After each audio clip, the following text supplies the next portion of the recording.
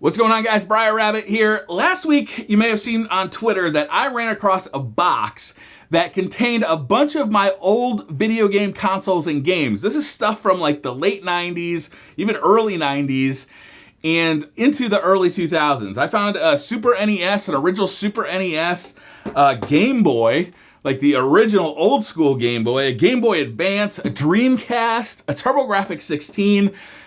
They all had cartridges, games to play, and I immediately went and said, let's hook these things up and see how they look. Let's play some games. And I found two things right off the bat. One, the games are still super fun. I've been hooked on Disney's Aladdin. I can't stop playing the game. I think it's still a fantastic game. It's super hard.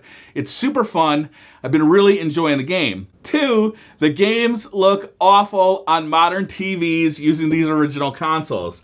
The problem is that these old consoles really have limited output options. TV technology has moved on a lot in the last 20 years.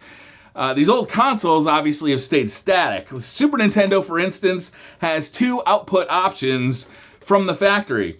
One is an RF out, which is basically like the cable that you screw into the back of the TV and you get your cable TV from. That looks terrible.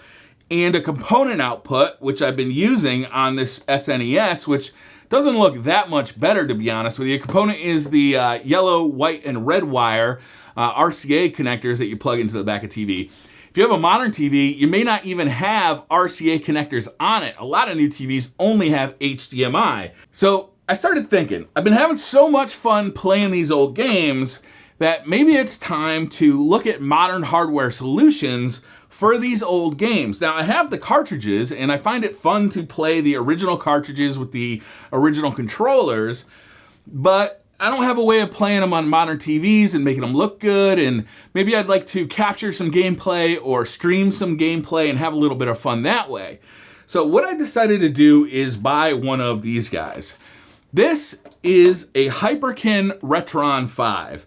And what this guy does is it emulates old hardware like a Super Nintendo, actually a Genesis, a Super Nintendo, a NES, a Famicom, and Game Boy Advance and Game Boy games. And it's actually got cartridge slots for those games, which is really, really interesting. Now, it is an emulator, so it's not like playing it on the original hardware.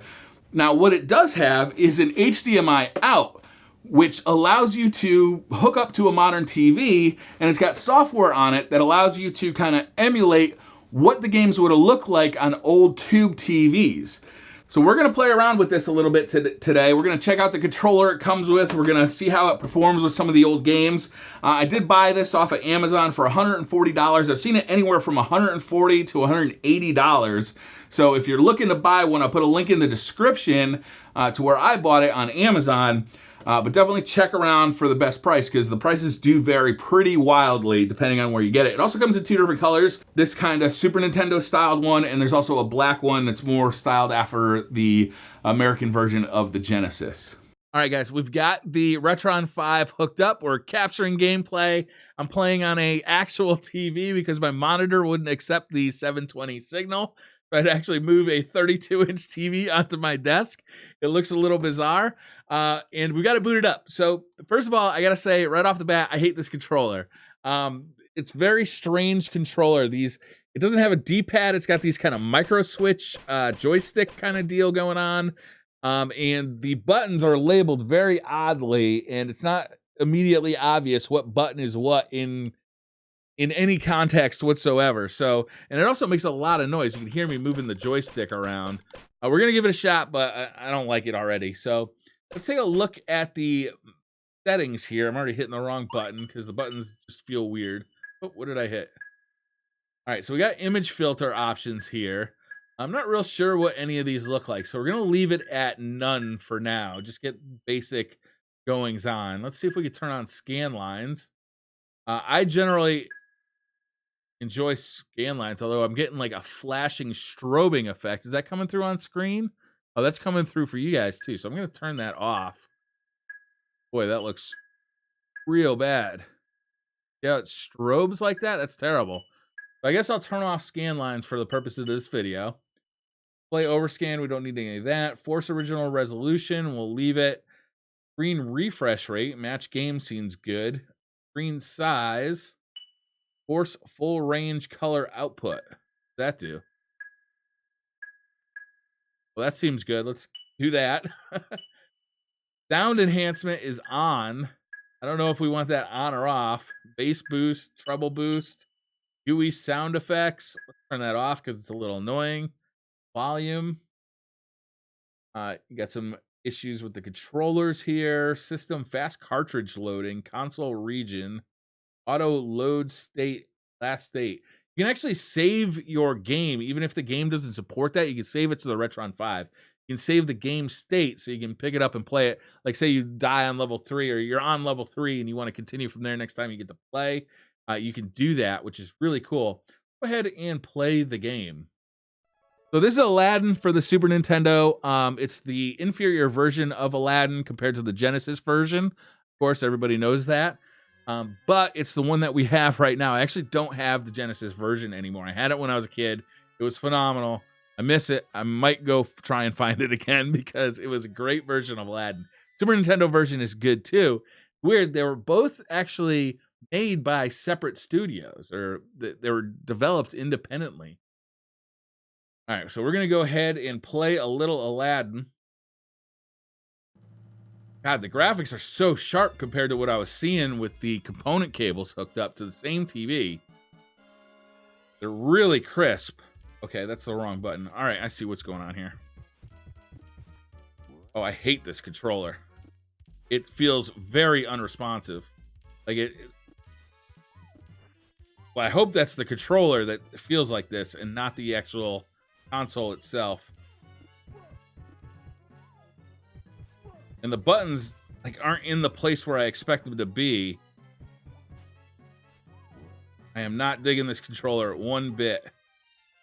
All right, I am not digging this controller one bit, right off the bat. So I'm going to actually hook up a Super Nintendo controller. All right, guys, we've got a standard Super Nintendo, like a completely bone stock Super Nintendo controller. We're going to try this out. Hopefully this feels a little better because I'm not impressed so far. All right, already it feels better. Already it feels better. God, it looks so crisp. I can't tell you how bad these games look on the component cables on a modern TV. Like, it really, what a difference. What happens when I put on a filter? See, we got 2X SAL. I don't really know what these mean yet. Super Eagle. Check this one out and see what it does. It kind of smooths everything out. So you don't get those sharp scan lines, or you don't get those sharp lines anymore. It kind of smooths everything out. Now, the thing about old video games is that the developers knew the limitations of those old tube televisions, and they accounted for it in the art. So the scan lines are meant to be there, and the blurriness, the way the pixels blurred into one another, the art was designed with that stuff in mind. So when you have it like super sharp, like that's not actually how the game was designed to look. That's super sharp. I don't really love that filter I put on. Let's try this filter here.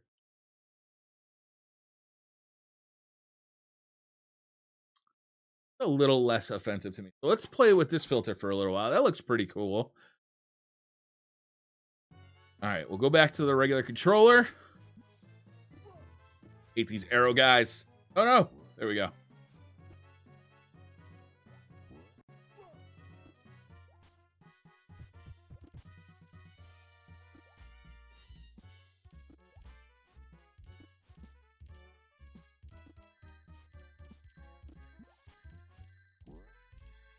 This game, very much animation priority takes over in this game quite a bit.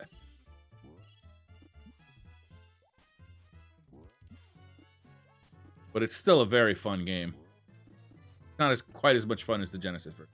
All right, so Aladdin looks fantastic. Let's check out a couple other games and see how this thing works. Next, we've got Super Mario All-Stars, and this is an awesome game. This is the NES, all the NES Super Marios, including the Super Mario 2 version from Japan, known to us as the Lost Levels. Actually, this is the first time Lost Levels was brought to the US, but they're all upgraded for 16-bit graphics, and they look fantastic. So we'll check out a little bit of Super Mario.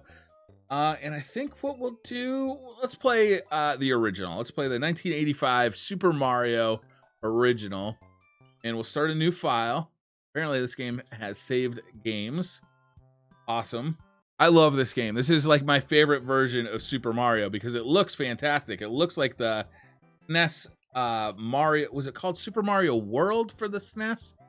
But it's the original games. So it plays a little... I have a little trouble hitting these jumps, though. I'll tell you that. I'm sitting awfully close to this TV, too, guys. Like, real close. I'm definitely going to have to figure out a way to get this to work with my computer monitor. It just wouldn't accept a 720p signal for some reason. Man, it looks fantastic, though, I got to say. It seems pretty responsive, too. Like, I'm not feeling a whole lot of lag. The game looks so modern that you expect to have the more modern moves, the SNES Mario moves, or even like the new Super Mario moves from the DS games or the Wii or Wii U. Like, it looks that good. Like, I'm really impressed with this. Like, this is better than this game ever looked on a CRT, you know? Like, it really... I gotta say, I'm pretty impressed. Die! So the game really does feel pretty responsive. There is a little bit of input lag, but it feels pretty manageable. And to be honest with you, I'm not sure if that's the console, the Retron 5 causing that, or if that's actually the TV I'm playing with, because this is a fairly old TV at this point. But I gotta say, you know, playing these old games is still super fun. These games come from a time when, if you wanted to make a ton of money making video games, you didn't fill it with microtransactions and DLC and horse armor. You made a really awesome game and sold a ton of copies because everybody loved your game. And all the kids at, you know, the lunch tables were talking about how good this game was and how much fun they've had playing it. It feels somehow less exploitive playing these old games and just like a more fun experience. Oh, that's not good. If you released a game back in the day, you had to release a finished product. You couldn't go back and patch it, and you couldn't add anything in later. So if you made a mistake and you released the game that way, that mistake was there forever. Can't defend. He can't defend. Oh! The body punches are too strong. They're just too strong. This is the last game we're going to check out today. This is Bionic Commando for the Game Boy. This is actually the first time I've ever played this game. I loved the NES version of Bionic Commando when I was a kid, but I've never actually gotten to play the Game Boy version, so I'm actually really excited for this. Oh man, it's got the map like the NES version did. There was actually a really good remake of the NES version of this game. I think it was for the PS4. Oh, I got the power now.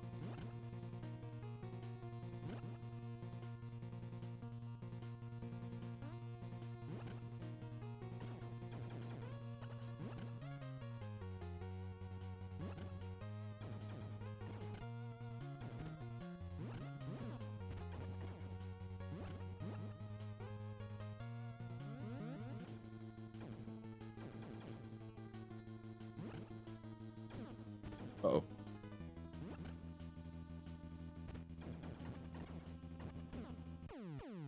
No! No! Yo, that game is super fun. I'm like really excited I get to play that on a big TV. I'm definitely gonna have to get my Game Boy fixed now. All right, so let's talk initial impressions of the Retron 5. I've been playing for a couple hours now, and I gotta say, I'm pretty impressed with the unit overall. I'm not impressed with this controller. The controller that it actually ships with is, I mean, it's really bad. It's not comfortable. It doesn't feel responsive. Like, I don't know where they got the design for this controller, but it digs into my hands in multiple areas. This, you want to use the shoulder buttons, there's a very sharp edge here. These are kind of sharp edges that kind of dig into my palms. The joystick itself it just feels floppy and doesn't feel good at all. Like these buttons don't, like, I don't like this controller. This is one of the worst controllers I think I've ever used. So if you are going to buy one of these, be prepared with another type of controller, whether you order something off of 8-Bit Dough, or if you just go to a retro game store nearby, buy yourself the controllers that actually go with the games, either Genesis, Super Nintendo. I imagine that's not too big a deal because most people who are trying to play the games off the original cartridges are going to have these controllers nearby or on hand. As far as playing the games go, I gotta say this thing is pretty cool. I know there's some controversy online about them actually taking open source emulation software and using it for commercial purposes. And I definitely I have empathy for the people who wrote that software for sure. For $140 though, like, this is a really compelling product to play my old cartridge games in a modern world with modern TVs and being able to capture it with something like OBS and a regular capture card, an HDMI capture card. Like, it's a very compelling product. There's other products out there that'll do the same thing, but this one being able to play Genesis games, NES games, Super Nintendo games, Game Boy Advance games, even Master System games if you buy an optional adapter. Very compelling. I wish it had TurboGrafx. I mean, if it had TurboGrafx, it would basically handle about every cartridge-based console I've ever had, except for maybe the N64.